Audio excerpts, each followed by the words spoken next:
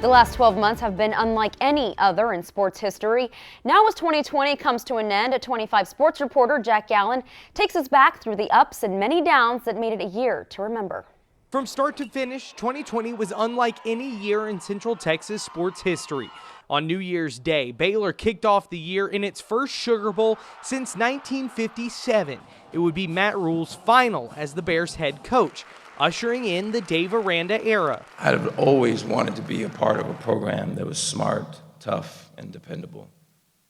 And in my study of Baylor, that's everyone that's sitting and standing here. As Baylor dealt with the loss of a coach, the nation was forced to deal with the death of a legend after NBA superstar Kobe Bryant and his daughter Gianna died in a helicopter crash. A lot of us have looked up to him growing up. Like, if you're a basketball player, you know who he is, you know what he's done. And so it just didn't seem real. As the world mourned off the court, Baylor saw a resurgence on it as the Bears spent 5 weeks as the #1 team in the country.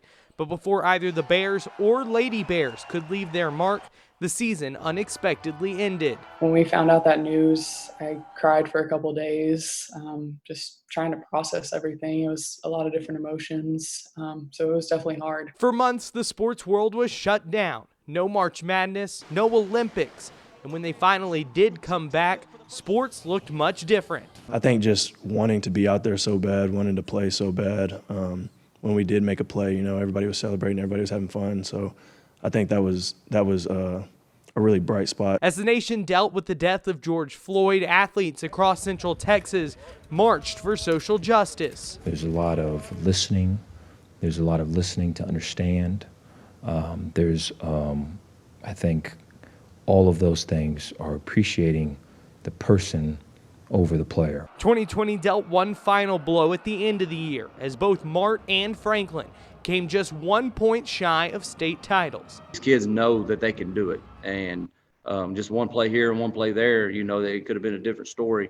While 2020 may have been a year to forget, 2021 is filled with promise. Both Baylor basketball programs are ranked in the top 10, and UMHB is set to play football this spring. Maybe they can turn the page on an unfortunate year in the world of sports.